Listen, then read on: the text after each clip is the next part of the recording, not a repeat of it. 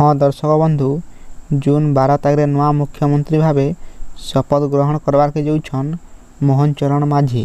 तार संगे राज्यर दुईटा उपमुख्यमंत्री होउछन कनक वर्धन सिंहदेव और प्रभाती परिड़ा। तेरे 100 वर्षर बागिर ई वर्ष भी प्रधानमंत्री नरेंद्र मोदी सबको सरप्राइज देछन।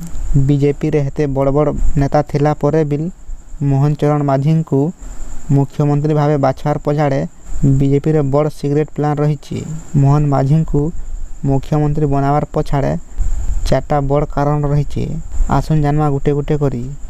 एथर राज्यर नुआ मुख्यमंत्री भावे धर्मेंद्र प्रधान, अपराजिता षडंगी, वैजयंत पंडा, सुरेश पुजारी, मनमोहन सामल परी आहरी अनेक हेवीवेट को नाम चर्चा होतिले बिल बीजेपी मोहन को चयन करथिला। पूर्व बीजेडी सरकार रे दीर्घ 24 वर्ष धरी नवीन सरकार को प्रिय भाजन होई पारिथिले।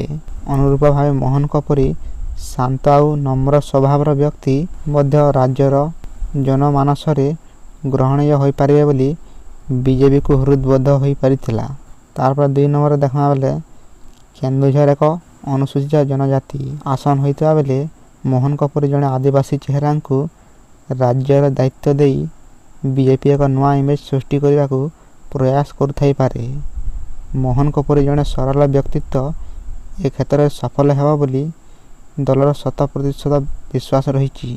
तारपर 3 नंबर कारण देखमा बेले मुख्यमंत्री पद पाई राज्य रे अनेक विधायक सांसद रही हैं काको सीएम गादी रे बसाइले से सर्वसम्मति क्रमे ग्रहण योग्य होई पारिबो ता ऊपर दल डीप फोकस करिथिला। एथिबाई विधायक सांसदंकर भोटिंग कराइया परे मोहन को नाम रे मोहर बाजिथिला।